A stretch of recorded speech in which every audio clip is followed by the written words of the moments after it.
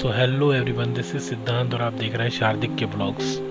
तो डेली के रूटीन को फॉलो करते हुए आज भी हम सुबह 6 बजे अपने घर से प्रस्थान कर चुके थे हमारी जो डेस्टिनेशन है वहाँ के लिए। तो सब कुछ सही चल रहा था और हम लोगों ने अपनी 6:30 बजे वाली ट्रेन आसानी से पकड़ ली, जो कि हमें मिल गई बढ़िया।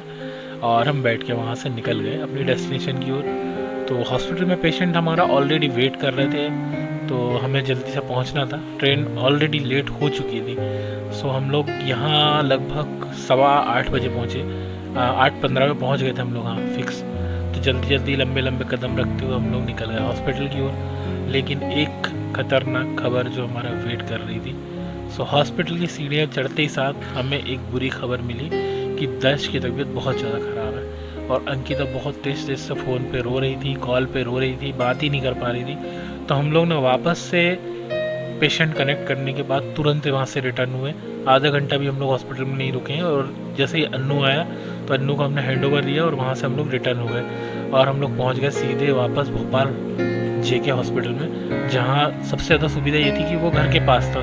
तो दर्श को वहाँ पर एडमिट किया और जैसे हम लोग ICU में गए हैं ना तो हमारी हालत ख़राब थी क्योंकि ऑक्सीजन सपोर्ट पे था। लेकिन अभी ये जो फुटेज आपको दिखा रहा नहीं है तब की है जब वो स्टेबल हो गया था, तो सारी चीज़ें नॉर्मल हो गई थी। लेकिन रो बहुत ज़्यादा रहा था क्योंकि दोनों हाथ में ऑलमोस्ट, इस हाथ में भी कैनुला आउट हो गया था, दूसरे हाथ में लगाया, बड़ी मुश्किल से लगा था। तो जब सब कुछ ठीक हो गया तो फिर हम लोगों ने ड्रेस चेंज करी उसकी और खाने को कुछ दिया। तो भाई सुबह से बच्चे ने कुछ नहीं खाया था, शाम के बज गए थे 7:30, तब जाके थोड़ा बहुत कुछ खाया, वो भी ढोकला, और कुछ नहीं खाया था उसने। तो थोड़ा सा ढोकला खाया और फिर ना सारी चीज़ें धीरे धीरे नॉर्मल हुई।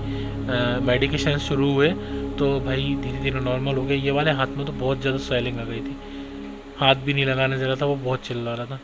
तो खाना खाने के बाद धीरे धीरे सारी चीज़ें नॉर्मल हुई। फिर जब खाना खाने के बाद उससे बात की ना तो बहुत अच्छे से वो बात कर रहा था, मतलब रिएक्ट कर रहा था। थोड़ा दिल को सुकून मिला। जितना सारा टेंशन मेरे को था ना दिन भर से, वो सारा टेंशन चला गया मेरा भाई।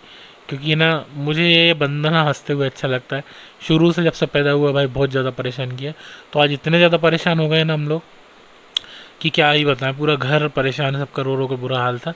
लेकिन जब इसकी स्माइल देखी ना तो सारी चीज़ें ठीक हो गई। बस यही चाहते थे हम कि बस ऐसा ही हंसे, और वो हंस दिया ना, बस सारी चीज़ें ठीक हो गई। सो बस यही है, लाइफ में लगा रहता है उतार चढ़ाव। तो मिलते हैं नेक्स्ट ब्लॉग में, तब तक के लिए धन्यवाद।